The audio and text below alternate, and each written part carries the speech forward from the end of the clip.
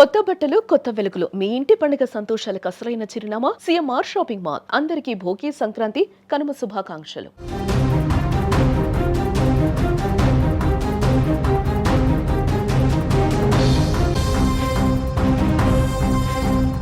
సంక్రాంతి సెలవుల సందడి మొదలవడంతో నగరం ఖాళీ అవుతుంది. దీంతో హైదరాబాద్ విజయవాడ జాతీయ రహదారిపైన ఇప్పుడు సందడి మొదలైంది.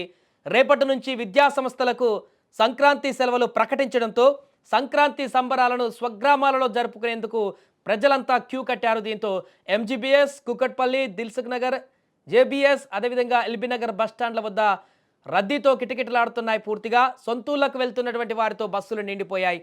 రద్దీకి అనుగుణంగా టీజీఎస్, ఆర్టీసీ అదనపు బస్సులు నడుపుతున్నా కూడా సరిపోవడం లేదు. అయితే ఒక్కసారిగా రద్దీ పెరగడంతో సరిపడటువంటి బస్సులు లేక ప్రయాణికులు ప్రైవేటు వాహనాలను ఆశ్రయించాల్సి వస్తుంది. మరొక వైపు సొంత వాహనాలలో వెళ్లే వారి సంఖ్య కూడా పెరగడంతో టోల్ గేట్ల వద్ద భారీగా వాహనాలు బారులు తీరాయి. మరొక వైపు రోడ్లపైన ట్రాఫిక్ జామ్ కాకుండా పోలీస్ శాఖ చర్యలు తీసుకుంటుంది. రద్దీని దృష్టిలో ఉంచుకొని పోలీసులు ట్రాఫిక్ను నియంత్రిస్తున్నారు. ఈ రద్దీ ఎఫెక్ట్ టోల్ ప్లాజాల వద్ద కనిపిస్తుంది. యాదాద్రి జిల్లా పంతంగి టోల్ ప్లాజా వద్ద రద్దీ భారీగా కనిపిస్తుంది. చౌటుప్పల్, పెద్దకాపర్తి, చిట్యాల వద్ద వాహనాలు నెమ్మదిగా సాగుతున్నాయి. అటు యాదాద్రి, నల్గొండ, సూర్యాపేట జిల్లాల పోలీసులు కూడా జాతీయ రహదారిపైన ఎక్కడ ట్రాఫిక్ జామ్ కాకుండా చర్యలు తీసుకుంటున్నారు.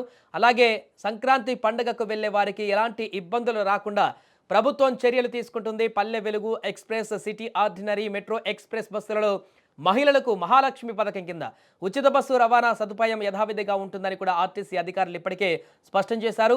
ప్రధాన పండుగలు, ప్రత్యేక సందర్భాలలో ప్రజలకు రవాణా పరంగా ఎలాంటి ఇబ్బందులు తలెత్తకుండా వారిని క్షేమంగా గమ్యస్థానాలకు చేరవేసేందుకు ప్రత్యేక సర్వీసులను టీజీఎస్, ఆర్టీసీ యాజమాన్యం నడుపుతోంది.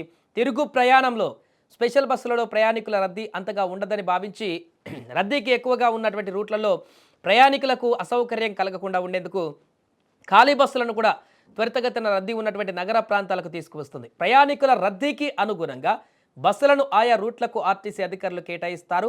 ఏదేమైనా కూడా ప్రస్తుతం విజయవాడ నుంచి సూర్యాపేటకు ఆ దారి, హైదరాబాద్ నుంచి వెళ్ళే దారి అయితే ఏదవుతుందో నేషనల్ హైవే, అదంతా కూడా అక్కడక్కడ తీవ్ర రద్దీ ఉన్నట్టుగా అయితే కనపడుతుంది.